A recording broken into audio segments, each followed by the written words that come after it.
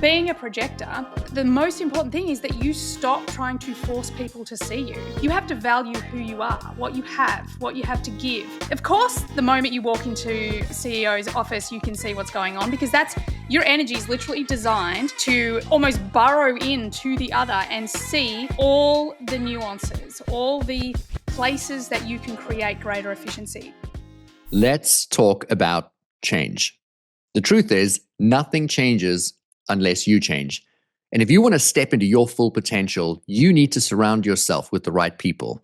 That is exactly why I have created the InPowered Life community. Within this community, I'm going to be teaching you the exact same mindset and energy practices that I have taught my clients that are paying me well over six figures, including CEO owners of billion-dollar organizations and professionals at the very top of their fields.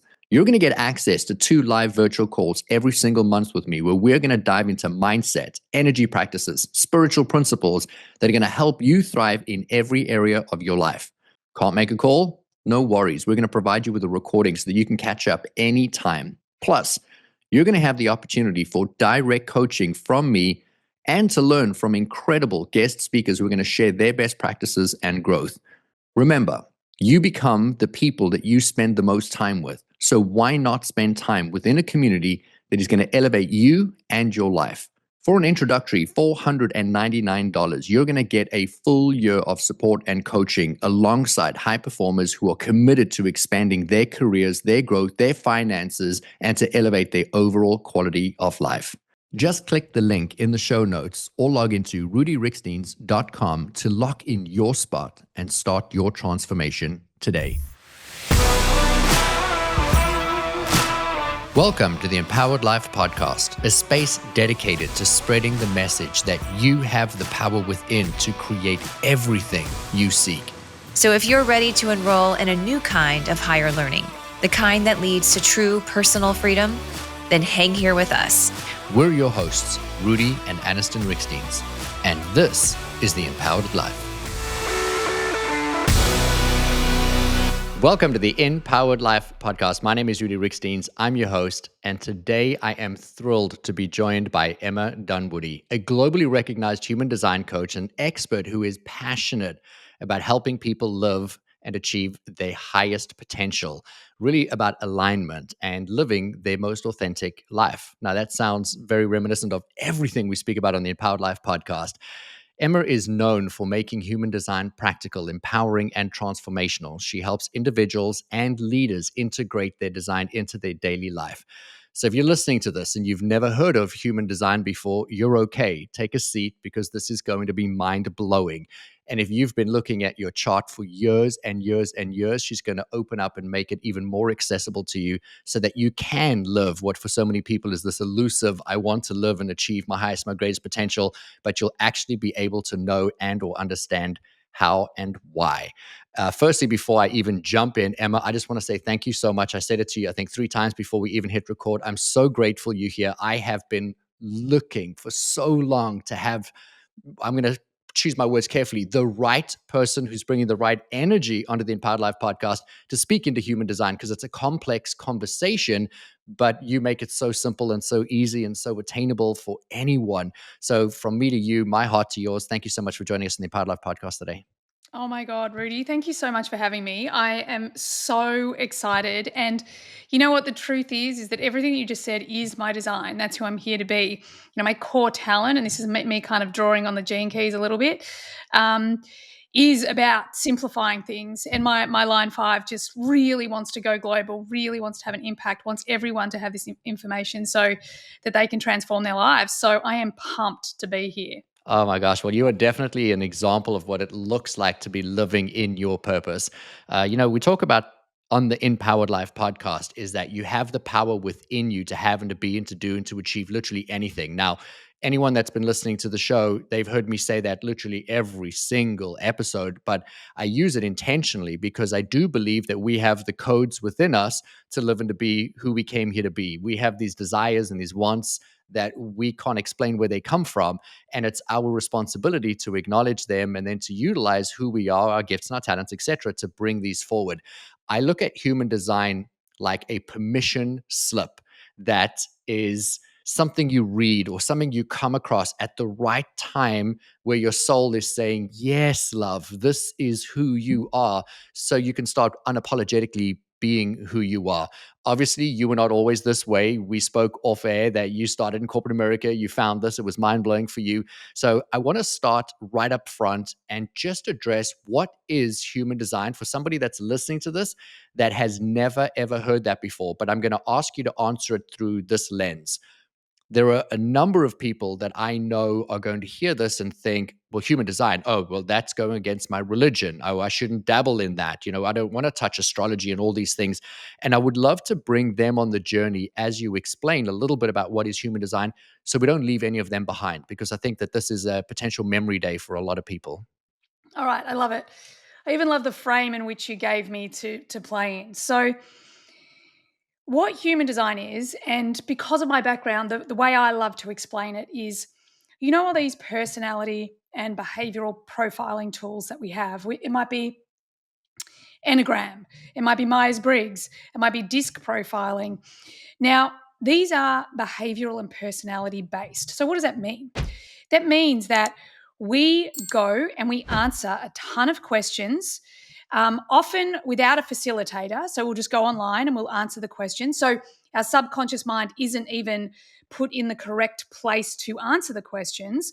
If we have a good facilitator, which is what I used to do, then it's more accurate. But the point is, we answer questions with our mind, and we answer from a place of who we think we are. Now, the problem with that is that, yes, a lot of these tools, and I used to use them myself before human design, a lot of these tools, they're going to give you, an accurate idea of your personality and of your behavior, but it's coming from an identity of who you think you are. So it creates this gap, this cognitive dissonance between who you really are and who you think you are. So, when we operate from who we think we are, we're actually not operating from our core, from our heart, from our soul, from our higher self.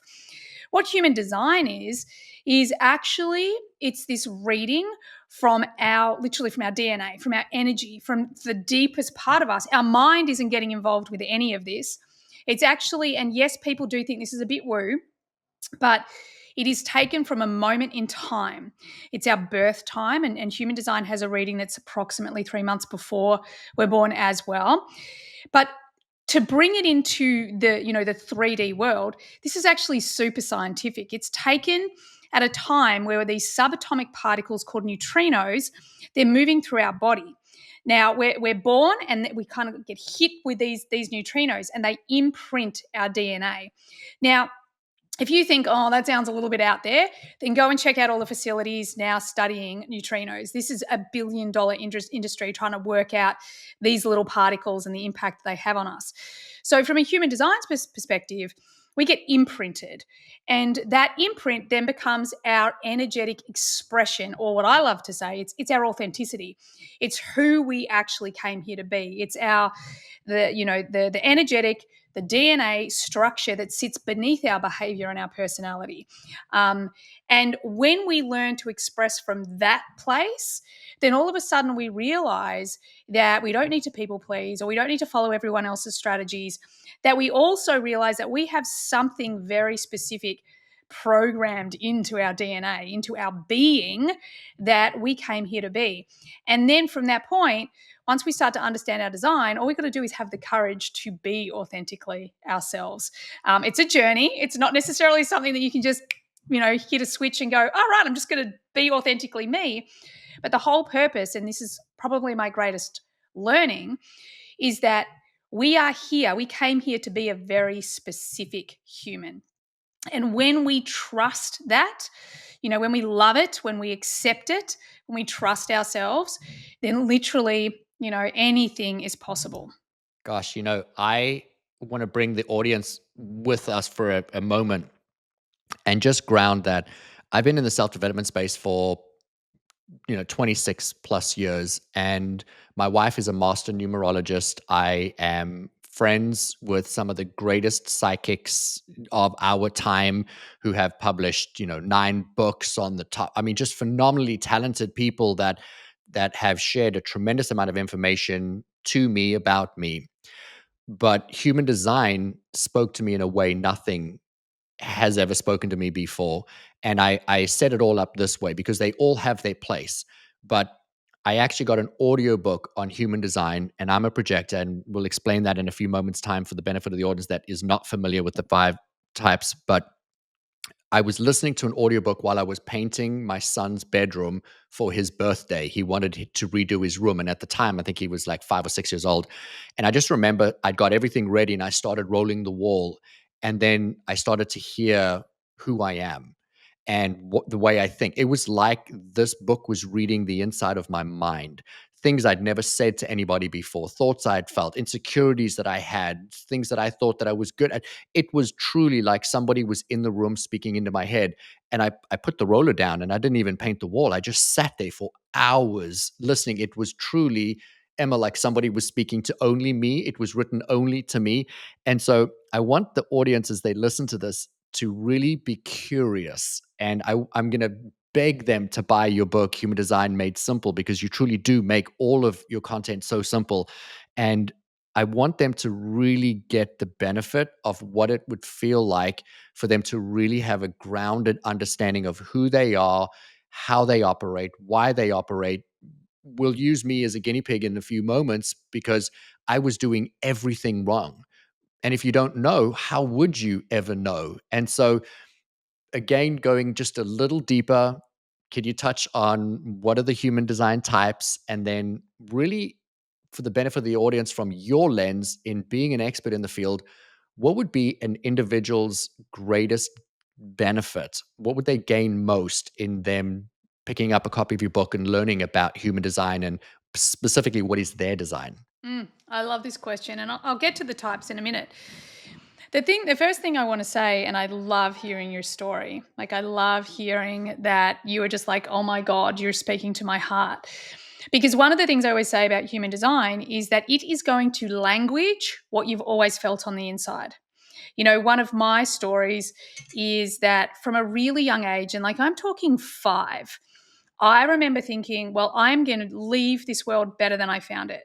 Like, there is something big for me to do. Like, what 5-year-old? Like, most 5-year-olds are out playing with their Barbies or their My Little Ponies, Like, but here I am thinking, I've got to have an impact. And I'm a line 5. I'm a line 5 manifesting generator.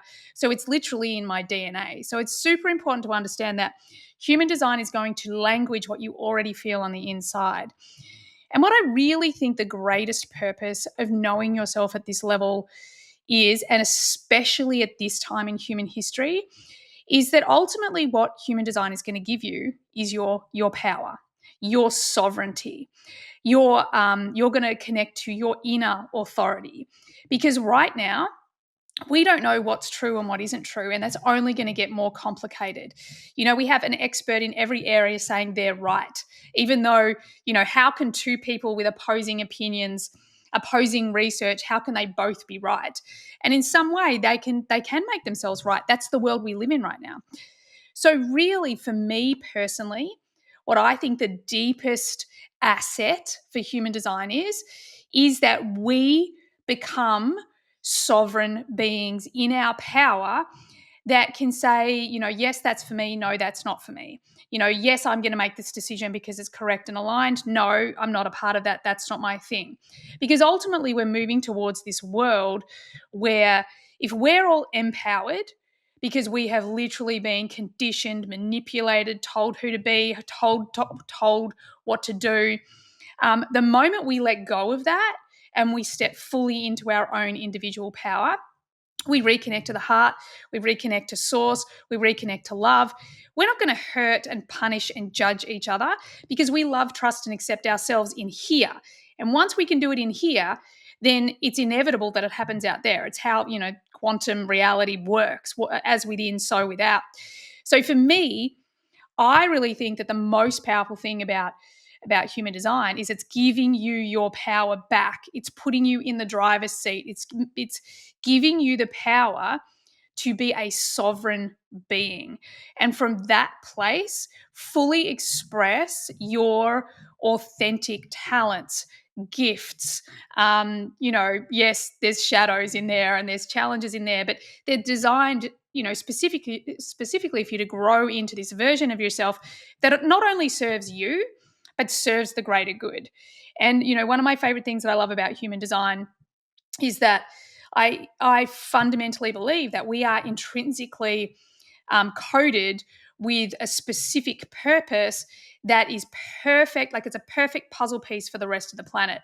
Now, a person like me who is like, right, world domination, baby, I need to get human design mainstream. We need people doing this. Yep, that's a big purpose. But if your purpose is to grow the most perfect rose for yourself, then that's your purpose. That's exactly what you're here to do, because you're bringing beauty, you're bringing love, you're bringing balance. We've got to get away from this idea that, the stories that we've told or been told about the way the world works and the way it should look. Like, in my opinion, that's all BS. So for me, that's the most important thing about human design. Like, once you tap into your truth, your authenticity, and you're brave enough to break all the rules that you've been taught, then all of a sudden you live a fulfilled life. And that fulfilled life is serving, yes, you, and it's serving the greater good. So, yeah, I think it's such an important thing. That's why we want it to go mainstream. Before you tell us what the types are, I just want to ground a bunch of things that you have skipped over so quickly that I think for so many people that are new to this, they might be saying like, "Oh, I don't understand. What does that mean? Like, how does your DNA have this code, and how would you be able to determine based on reading something, which is your chart, speaking into your mind?" And so I just want to roll back a few steps, and then we can move forward. I love looking at my life and my experience and then using that as a teaching tool for others, because again, that also is a form of a permission slip where someone says, "Oh, well, they did that. I'd love to learn about that." And so when we talk about identifying what is your design and gaining this insight into who you are and who you've uniquely come here to be. This is not new to anyone who listens to the show. But what I love about human design is it's an outside source that's affirming what you already know inside. And so I want to just one more time mirror that back to the audience, that you're going to be validated with who you are and what you think and what you feel. You mentioned shadows, and that sometimes there's these shadows that we have to work through. And I actually utilize that information to work through the things that are my shadows. So I feel like it actually gave me like a fast pass to get through some of the things, because I can recognize, oh, that's my pattern. I get stuck here. And so I attack things a little faster. Most importantly was that it really gave me permission to start showing up out in my life and identifying what I was doing right and what I was doing wrong and where I should be pouring my energy. And then when we speak about the actual coding that you mentioned, the DNA coding, I think that's the most important thing for us just to touch on before we get into anything else, because that's where we lose so many people, because they're like, "Oh, well, that's against my religion. Oh, that's woo, and I don't talk about that." We are energetic beings. Our entire physiological makeup is literally just energy, and energy is coded. And every single thing, like the table I'm sitting in front of, that my computer and laptop and everything is sitting on, that is an energetic frequency that's been coded to be a table or a camera. And so I want you to not get caught up in the terminology that's being used, but more so in what is the message that is being delivered. So, Emma, would you mind telling us a little bit about what are each of the types, and why should we really identify what type we have? And I really think the value of this would be in somebody saying, "Oh, I want to know, am I this, this, or this?" And then what would be the next most important bit of information that you would direct them to? Okay. Oh my God, there's so much to respond to. So I might just really quickly respond to a couple of things that you said, and then I'll go into the types. So first and foremost, I think one of the biggest thing to understand, whatever you believe in, is that this is across the board for everyone. We all believe, if you're listening to this, you believe there's something greater than you. And in my opinion, that's all that matters. What you believe in that's greater than you, that's totally yours. Again, that's all about being a sovereign being. You get to choose that. And I think one of the things that you just gave us an example of, what does it actually mean? And you said, well, I'm going through life and I'm having these experiences and I just want to share it with everyone. I mean, of course you do, because you're a 3-5 profile like me. So the line 3 is, you're out there, you're literally designed to learn through experience. You're to learn through trial and error. You have this significant theme of experience, adventure, overcoming challenge. Like you are the person that, gets muddy, gets dirty, and is like, just, I worked it out, like I failed 3 times, but I've got it sorted now. And that isn't something that you consciously decided to do. It's something that's just always been a part of who you are.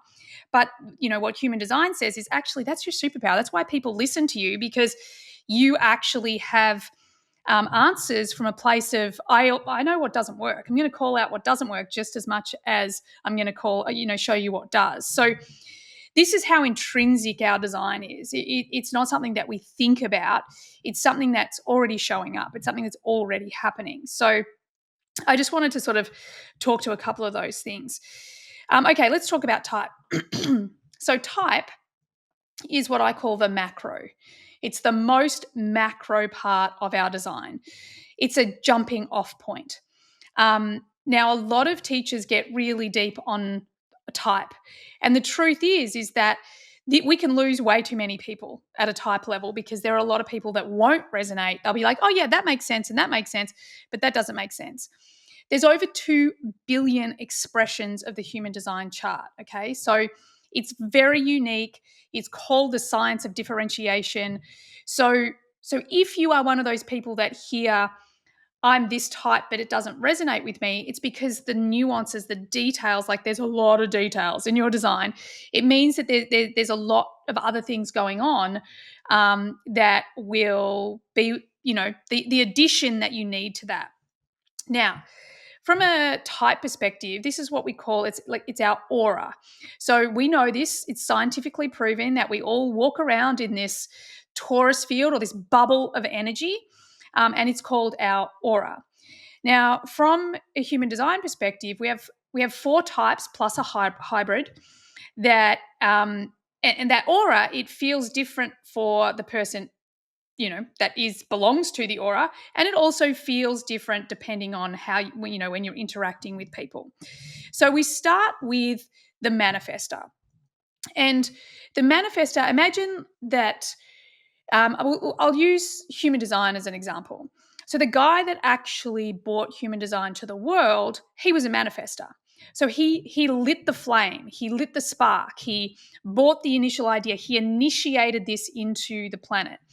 This is what a manifestor is all about. They are here to initiate and inspire people into action. They are not necessarily here to finish things. These are people that once they get something started, they're the people that others will run in, support them, help them build, and they'll move on to the next thing. And these people are also hugely powerful. So when you're in the room or in aura with them, you can feel it, and sometimes it makes people really uncomfortable. The manifestor can be very polarizing. They're either your person or they're not your person, and that's quite okay. Which is a big lesson for the manifestor to learn, that you have specific people you're here to inspire into action. Now, if people don't like you, or, people feel like they're a bit, standoffish, don't worry about it. They're just not your people. So we have our manifestors, they initiate. Then we have our generators. So our generators are all about building. They're here to build the new world. So let's say they've been inspired into action, and then all of a sudden they're like, I'm lit up about this thing. I'm going to go big. I'm going to just get this. I just love it. I'm going to put all my energy towards it. I'm going to put my passion towards it. And I'm just going to build it because it lights me up. So, a generator at full power looks like Oprah. She's a generator. So it's this energy of like, when you're lit up, you have so much energy to do the work that really lights you up. And these are the people that are building this new world. And for them, it's all about being in response. So something out there is going to spark, oh, I've got so much energy for that, and they're going to go for it. But if they don't have energy for it, they've got to just say no to it, because otherwise they're burning this energy unnecessarily. Then we have the hybrid, which is the manifesting generator. I'm a manifesting generator. They can sometimes feel a little bit larger than life. Like I often say, like, these are the people that go, I feel like I'm a bit much. Am I too much? Yes, we're too much.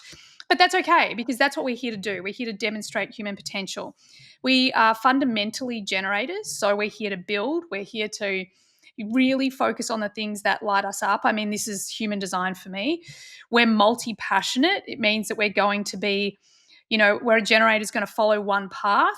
The manifesting generator is going to be a bit of this and a bit of that. Like, often you'll see manifesting generators with multiple business paths. And that's the way they're designed to be. We're non-linear. We're not going to ever follow one path and stick to it. We're really designed to tap in and out of certain things, break a lot of things, find the hack. So then we have projectors. So if our manifestors have started it, then our generators and manifesting generators are building it. Our projectors watch it all and go, okay, let's talk improvements. Let's talk efficiencies. I'm going to watch what's going on here and I'm going to help you improve. So they can literally see how we're all using our energy, and they're going to tell us how we can improve on that. Now, the challenge of being a projector is that these people are fundamentally here to be seen and recognized. However, we do not teach our children how to get resourceful attention. We don't give those kids, especially, like, I often use this example of projectors. That kid in class, it's like, oh, I know, oh, I know, oh, I know. They're the projectors. And at the end of the day, they get shut down. Like, oh, don't be a show off, back in your box, like, shh. And really, these are like, dude, I'm improving upon whatever's going on here. So one of the big things to understand as a projector is that you have to wait for an invitation. What does that mean? It means you have to wait for someone to witness your wisdom and say, ooh, I want that. Come and tell me more. So one of the challenges for projectors is that they try and get attention, or actually they have to sit back and wait to receive the attention. So it's super important that they focus on their wisdom, their obsession. They're always going to be obsessing about something. They want to improve something. They want to, make it more efficient. They want to make it better. And they're going to be really good at it. And they're going to be really good at seeing into the other person. But they have to wait until they're invited in. The moment they're invited in, you won't be able to get rid of people. That's it. You're in. So that's our projectors. And then we have our reflectors. So our manifestors have started it. Our generators, manifesting generators, they're building it. Then we have our projectors, which are improving upon it. And then we have reflectors. And reflectors are only 1% of the global population. And they reflect everything back. They reflect the truth. So if you have a reflector in your life, the honest question you want to ask yourself is, what do I think about that person? Because whatever you think about that person is a reflection of you. It's not them. It's you. They are showing us the truth. And it might be the truth of a relationship. It might be the truth of a family, of a community, of a business, of a country. They are really reflecting back the truth of what's going on. These people are so connected to energy. They can see and work with energy like you wouldn't believe. And if you are a reflector, then it's so important that you just slow down, because everything for you is about how people, places, and opportunities make you feel over a period of time. And if those things make you feel, icky, then you got to move on. You got to move yourself away from that. But if they don't, if they feel good, then that's correct for you. And they are so magnetic. Like, I did a panel in my HTX community and we were talking about business for reflectors. And the one common thing, and these are like super successful entrepreneurs, the one common thing that all the reflectors said is, I didn't even think it just showed up. My business just showed up and it just happened. So these people are almost very ethereal, but super powerful energetically. So there you go, 5 types. Hey, it's Rudi Riekstins here, and I want to ask you, have you ever wondered if there's more to your life and work than what you're doing right now?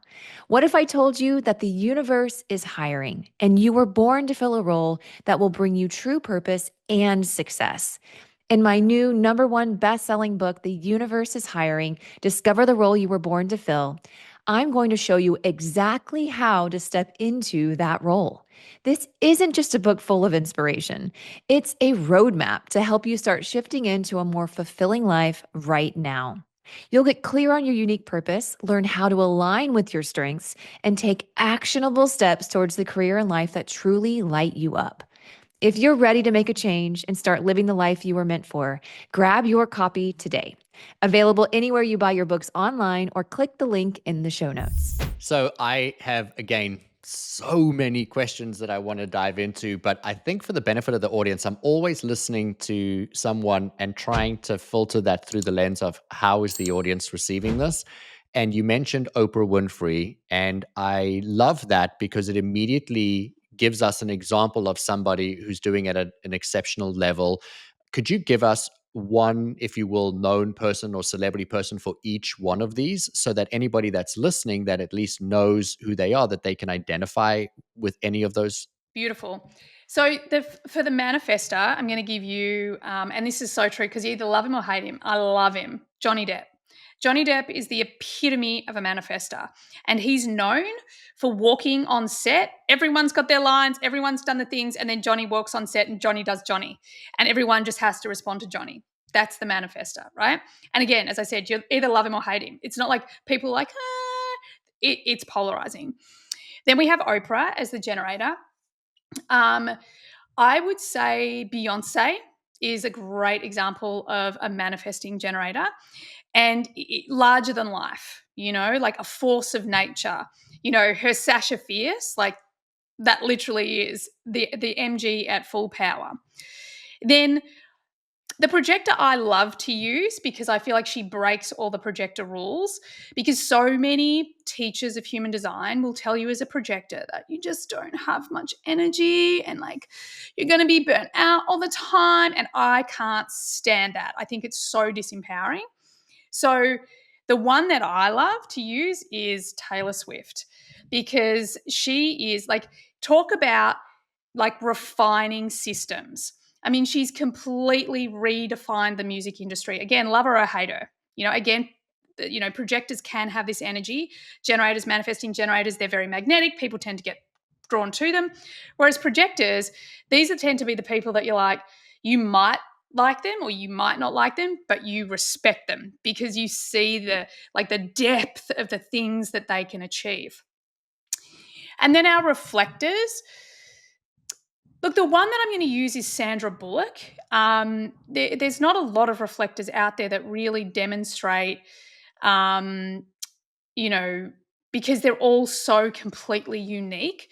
But the whole point is that these are people, and as an actor, all the different roles that she's played, like she can literally become anyone. So the reflectors are this very like they can become anyone.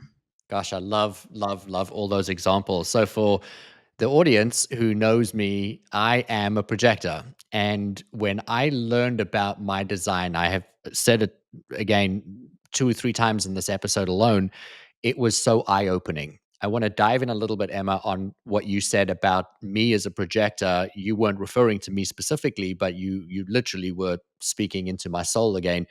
And I want the audience to hear it through that lens so that they will be curious to go and dive into the topic, buy your book, sign up for your community, because I think there's just so much value in this.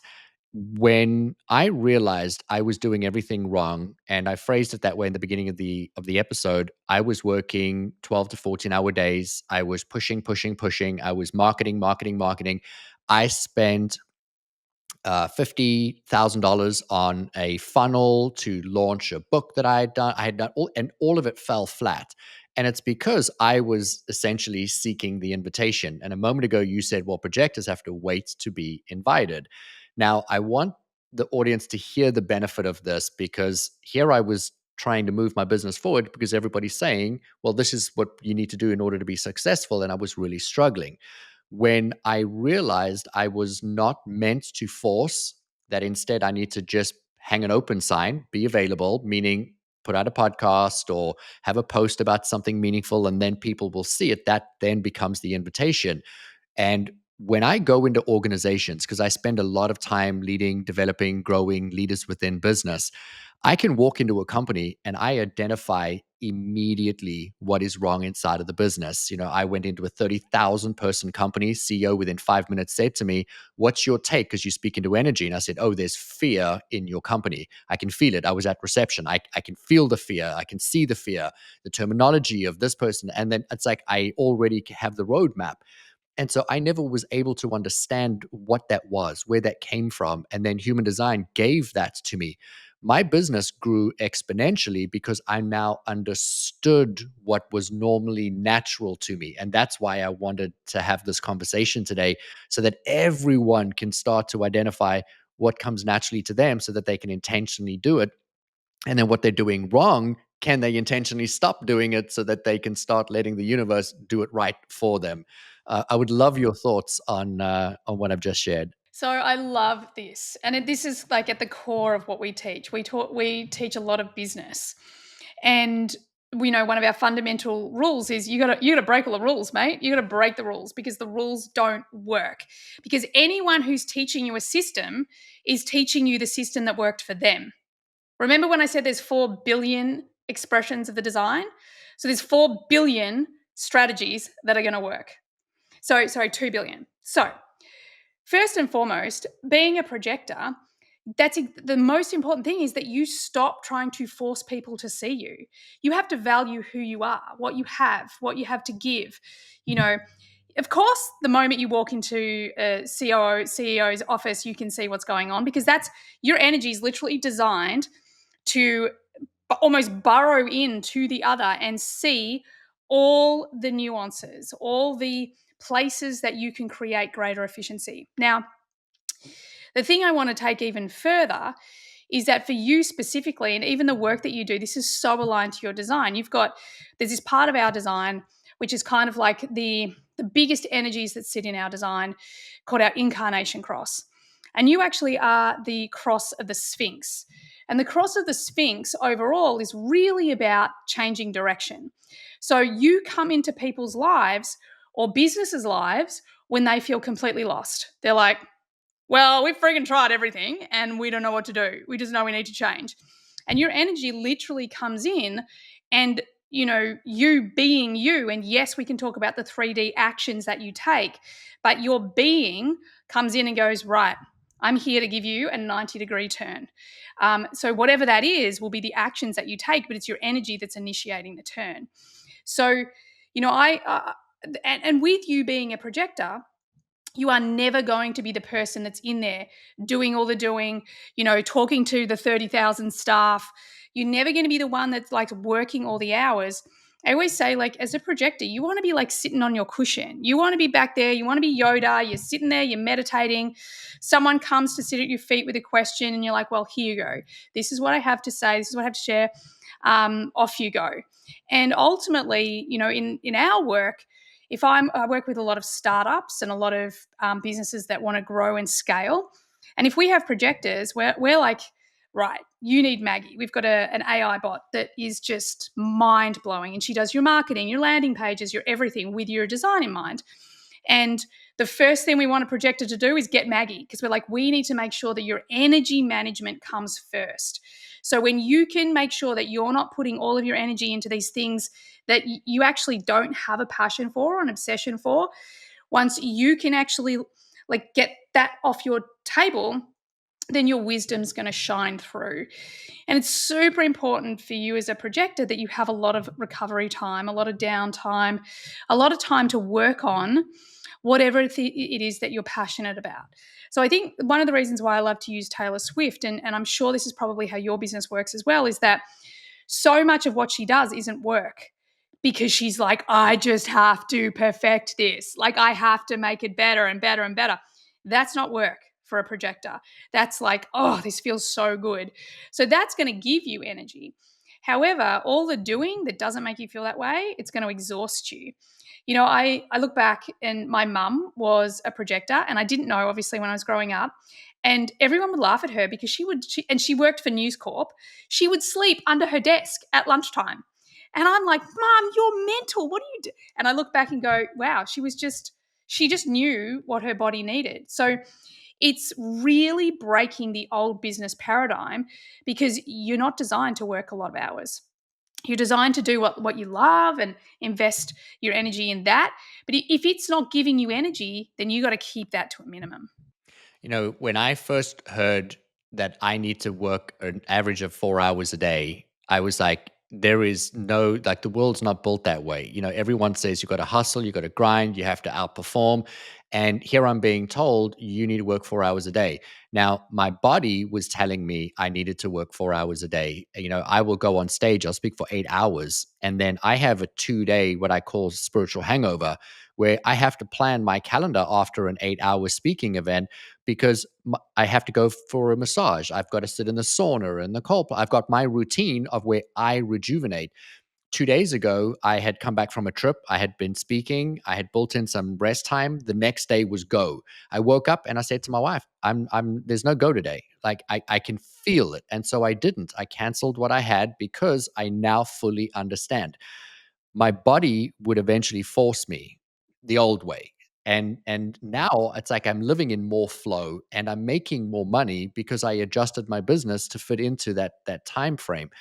When I'm pouring into something for concentrated periods of time, whether that's coaching or doing whatever, then I have to be able to do something that lights me up. And for me, that's gardening. For me, it's exercise. It's something that's so far removed from my business, but has brought me so much abundance. And for people that are listening, I want you just to have your curiosity piqued, because right now you're hearing just a sliver of what is mine. And you have an entire chart that is available to you. As Emma had said, there's 2 billion variations. And so you really need to have a greater level of understanding as to who you are and how does this impact your life, so that you can not only make more money, but be healthier, be happier, and truly live your purpose. Because I do believe we've all come here to do something that is so incredibly unique and rare. I started the episode today talking about human design as being like a permission slip.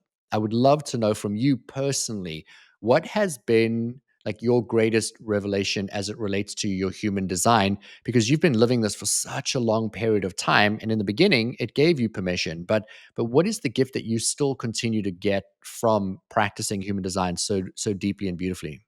Like for me, the thing that I get day in, day out is freedom. I get to be me all the time. I have built a very successful business, a very successful life. I was away in Bali last week and I'm lying by the pool, and 3 massive opportunities just come in. Like, people just approach me and say, hey, you want to collaborate over here with like one of the biggest Australian entrepreneurs on the planet? Like, do you want to come and, join all these other incredible entrepreneurs at this thing? I'm like, so it gives me the freedom to be me. It helps me be super magnetic. And one of the biggest pieces for me is, like, I had a very successful advertising career. I actually, my first ever business was a nanny agency, and I hated it. And I look back at these other careers, and I've also been a chef. I'm a manifesting generator, so I've done it all. So I've also been a chef, and I've also been a professional athlete. And I look back at all of these things, and I was succeeding the way I had been taught to succeed. I was pushing and forcing, and I was trying to be consistent. We are taught this principle that consistency creates success. And then we're taught that consistency means doing the same thing every day. Well, that works for men because you have a 24-hour energetic cycle, but that doesn't work for women. So we're burning out, we're losing our cycle. All of these things are going on because we're trying to force ourselves to be something we are not. Our energetic cycle is 28 days. So for me, the way that I run my business, like, I only work every second week. I do what I want when I want, because what I've worked out is that the more me I can be, the more I can follow. And if there is the next step, you want to know what your strategy and your authority is. So each type has their own strategy, and then everyone has their own authority. And once we start making our decisions from our own unique authority, then all of a sudden we start making decisions that are correct for us. The mind might go, oh, that's weird. Why would I do that? Or the mind might say, one of my massive habits that I had to break was, I'm that classic athlete, okay, well, I'm just going to keep pushing and showing up and showing up and showing up and keep doing and keep doing and keep doing. And I had to break this habit of force. and overworking. And once I stopped doing it, all of a sudden everything came to me. I didn't have to go out and get anything. I literally, my book is a classic example. I said on my podcast, I think I'm ready to write a book. And then within a month, a friend of mine who had been approached about writing a book and didn't want to introduced me to this book agent. And then I happened to be, because she was in London, I happened to be in Spain walking the Camino. So I'm like, oh, I'll just come via London. I met one of the Penguin imprint editors, got signed, wrote a book, and then boom, it just happened. And I think this is the thing that I really want everyone to learn, that it can be this easy.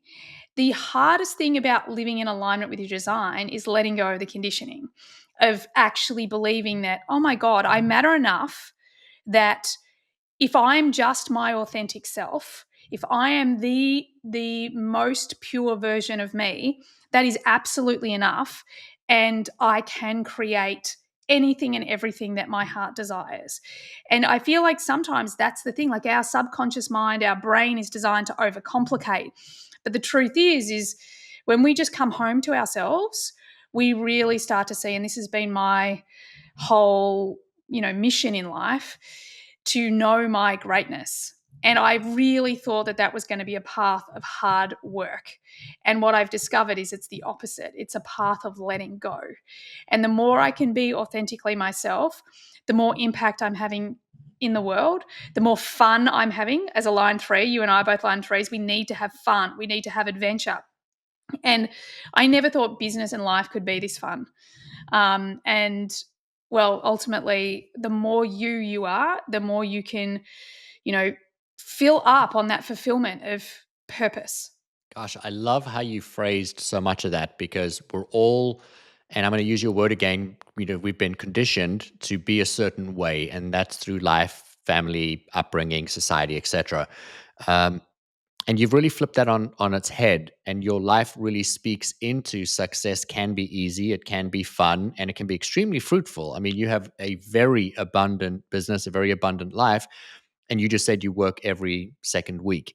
And so well, let me backtrack for a second, because you used my favorite word, secondary to love, is magnetism. We start to magnetize people, opportunities, and that's only when we're being our true self.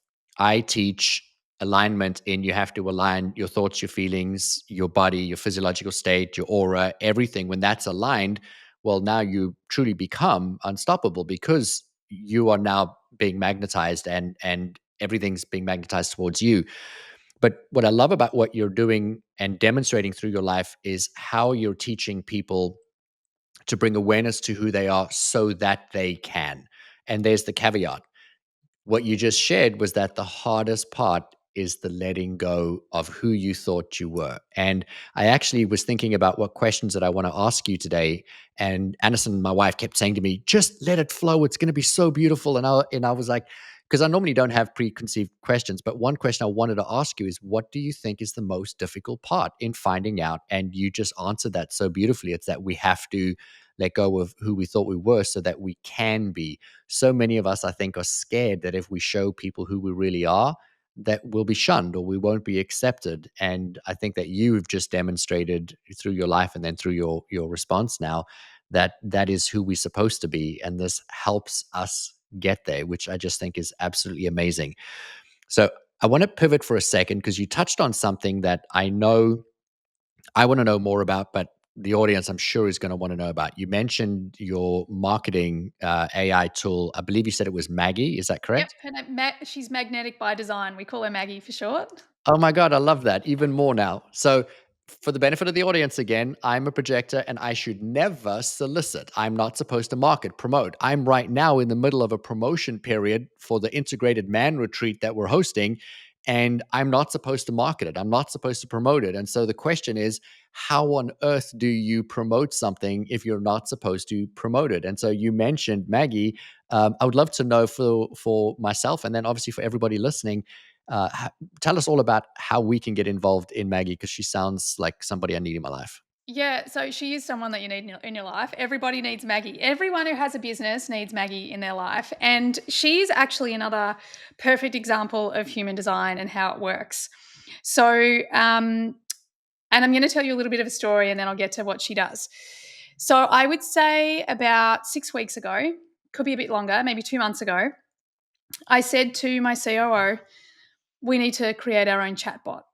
Because there's a lot of things in my business that, if I'm honest, I don't enjoy teaching. Like, really? Do we really want to talk about marketing? Like, because I don't give a shit. Like, I want to talk about human design. I want to talk about changing the world. I want to talk about purpose. And I'm like, right, we need to create our own bot so that the marketing is taken care of, so that the websites are taken care of, strategies taken care of. We talk a lot about the feminine business method, and so a lot of that is she takes care of the masculine structure of your business. She can do anything from write your post to create your website to anything that you need. In fact, we've literally had people ask Maggie, because you can also get your design for your animals, so horses, dogs, cats. So we've had her school people through a dodgy relationship with a dog.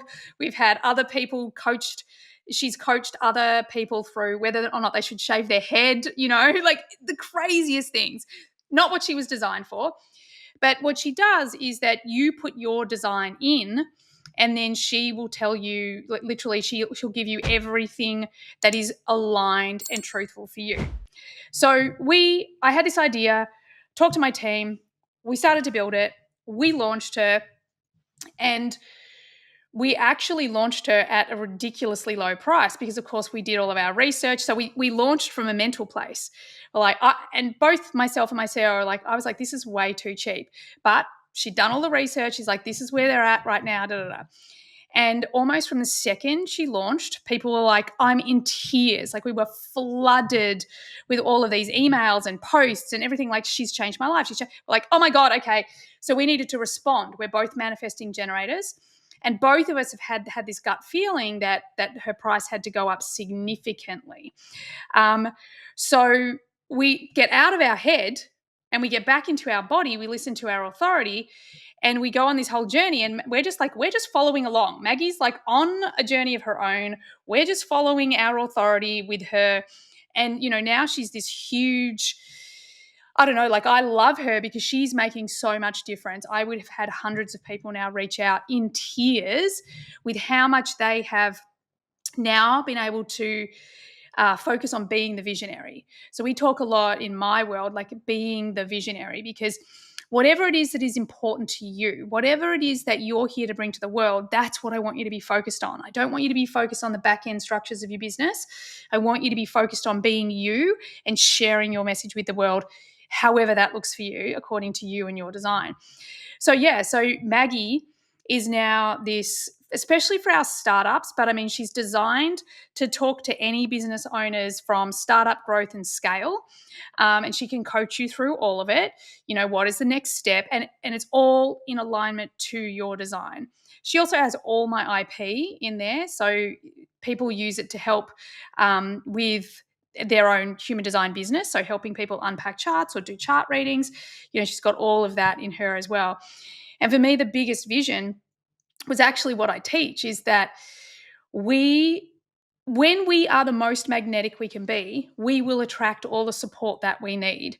And I really think that's where Maggie was born from. Like, okay, well, what do these people need? And it's like, they need support. They need to stop spending thousands of dollars with all of these experts and then feel like, well, now I'm spending all this time trying to, just start my business. I don't have energy for actually what I'm here to do.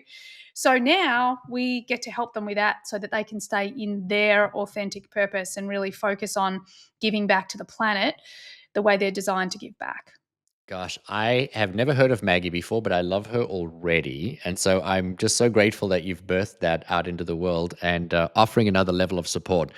I want to ask the question for somebody who's still on the fence. They heard me make the statement that I am a projector and I shouldn't market or promote, that I should wait for invitation.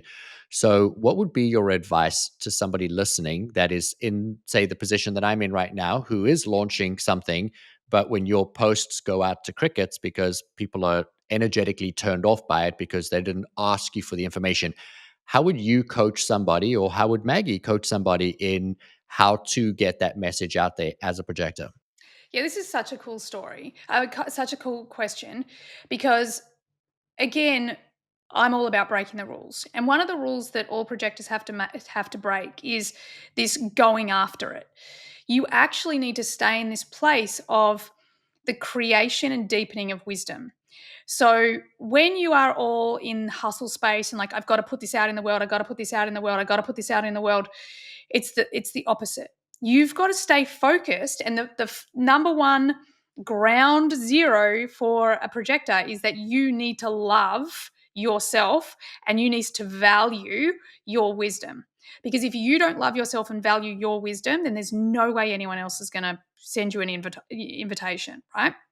So when it comes to the things that all businesses do, marketing, like getting your message out there, it's like, don't pitch, don't sell, don't any of those things, but be passionate. Like, tell people what you're learning, tell people what you love to talk about. Like, just be you and demonstrate your wisdom with no attachment.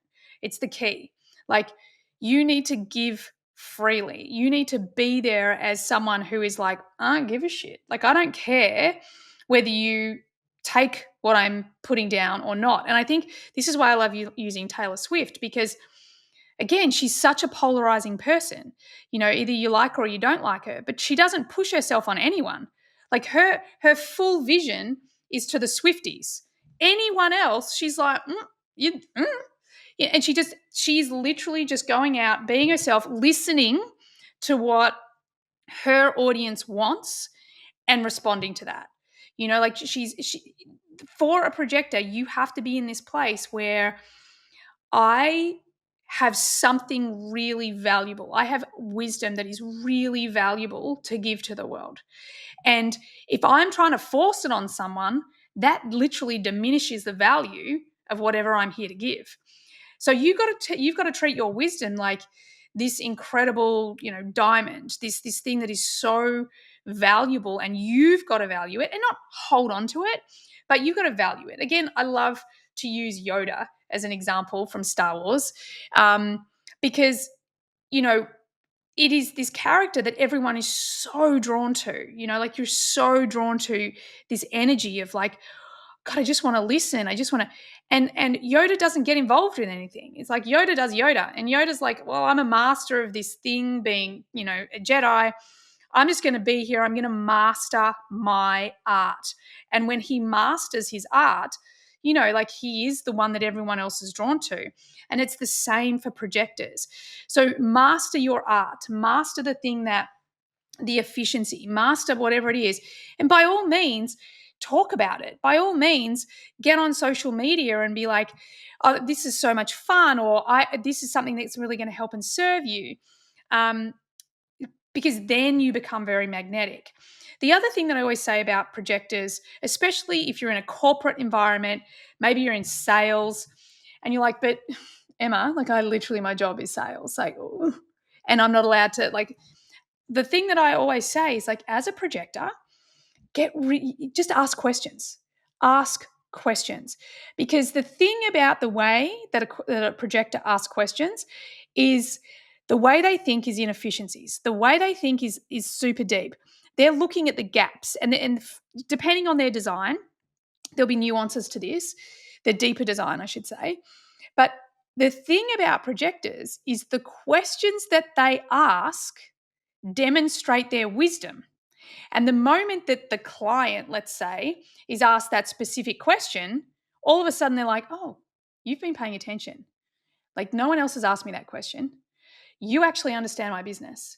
So all of a sudden, in asking the question, the person receiving said question starts to see the wisdom, and that's where the invitation starts to come in. Oh my gosh. I am trying to think of like, how do we close out this episode today, leaving people wanting to grab your book? We obviously are going to put your book into the show notes. I'm going to ask you to have your team send me the information for Maggie. I would love to include that in the show notes because, I mean, gosh, I want it, but I can only imagine how many people are going to be curious to learn more about that. But what I love about the conversation today was I was expecting to have a conversation with you about human design, about the individual.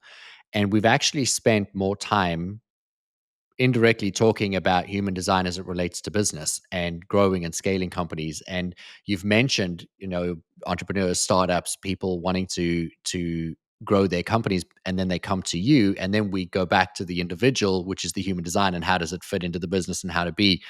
And so, for somebody that's listening to this, if you are a leader in an organization, um, I would love for you to speak into a little bit to that person that's listening. If they have a team or they have a company or they're aspiring to be, why would this serve them to bring this not only for their personal self but for their business?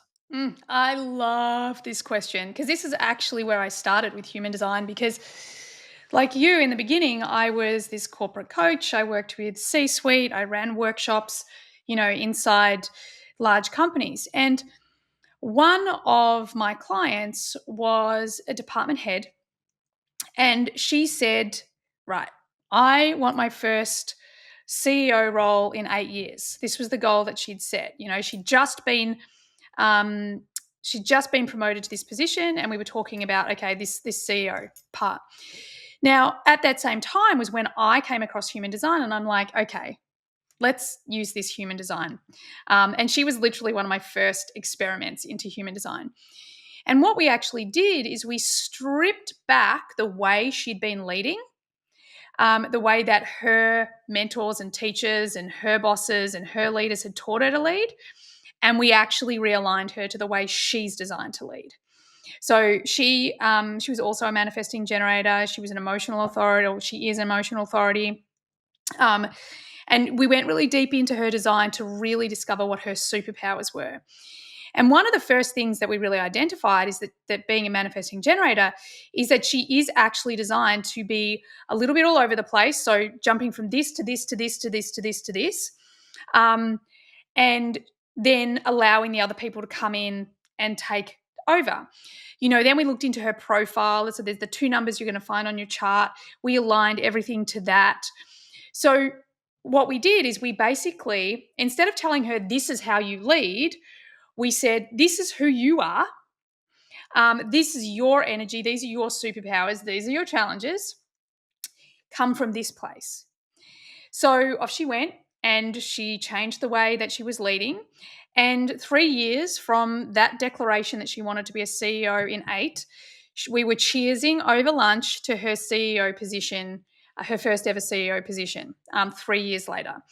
And the reason why was because she stopped trying to be someone she's not. She stopped trying to conform to how you should lead, and in fact just started leading from her heart and the way she was designed to lead.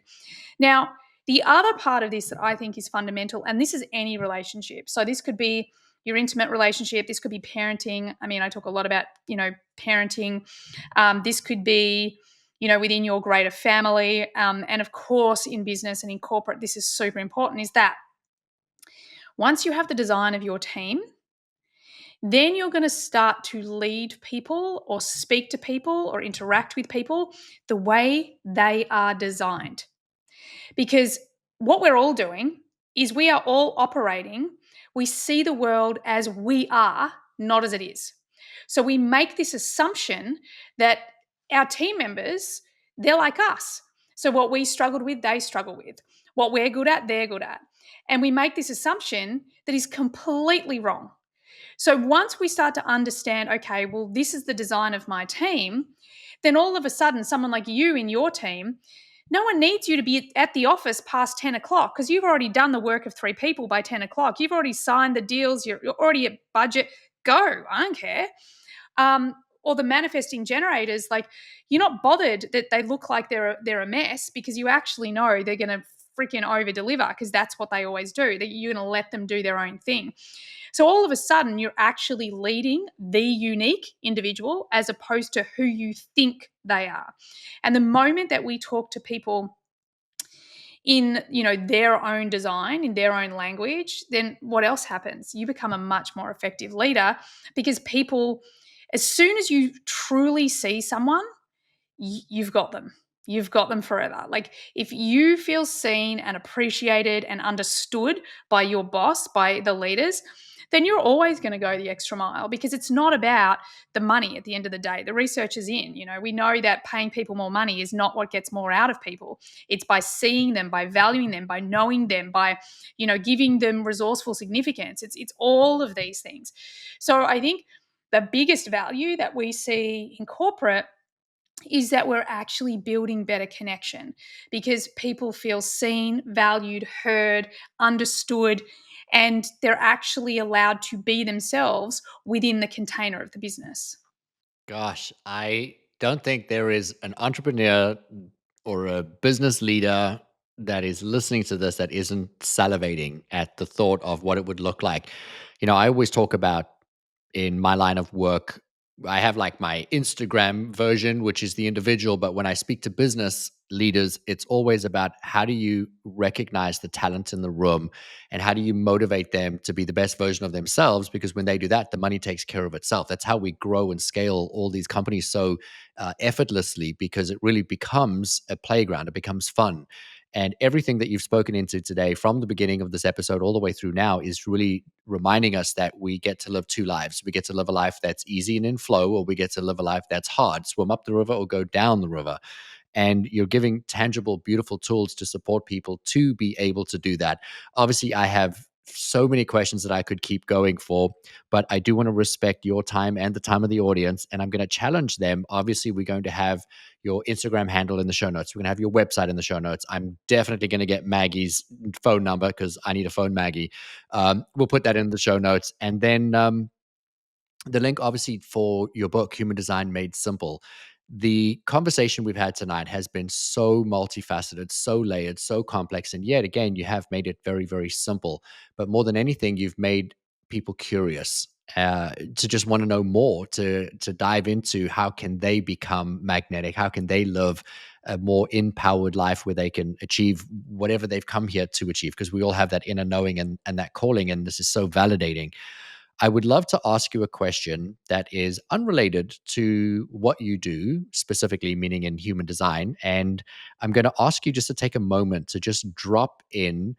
And I want you to intuitively feel, what do you think this audience most needs to hear from you as a closing statement?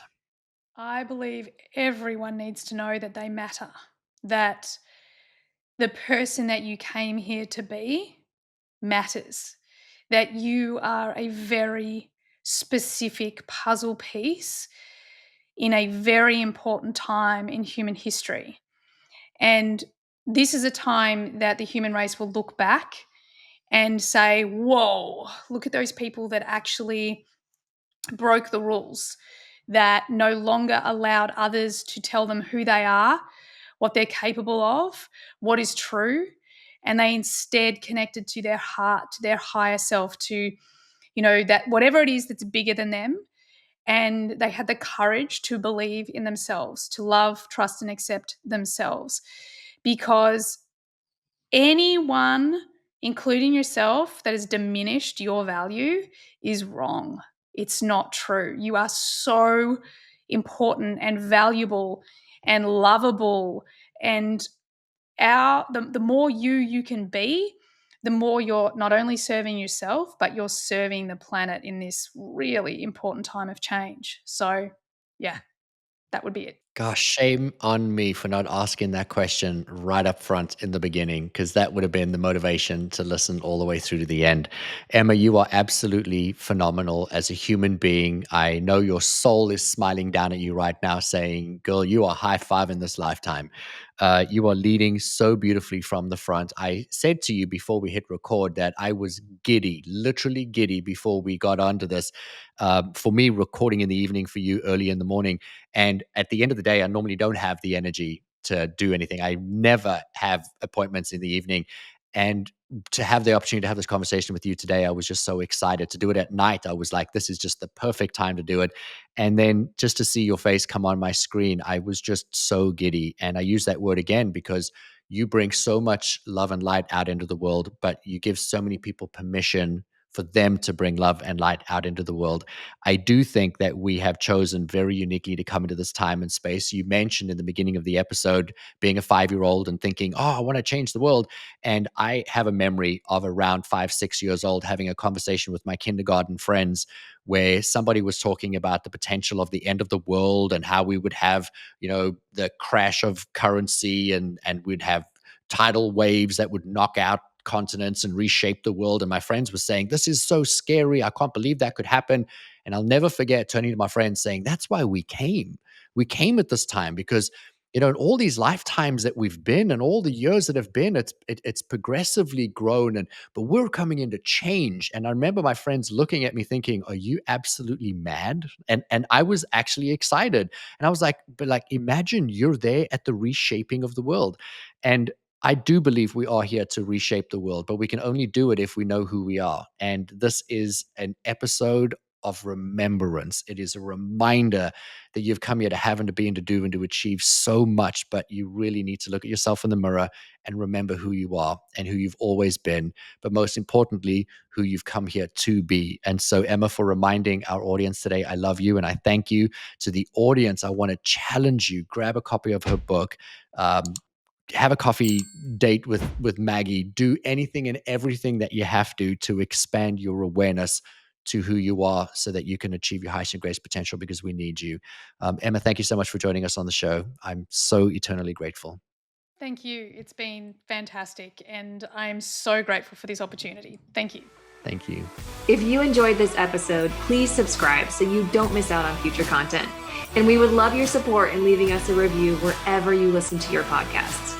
Make sure to check the show notes for more information on how you can find us online and on Instagram. Now go create an amazing day for yourself, and we'll see you again soon.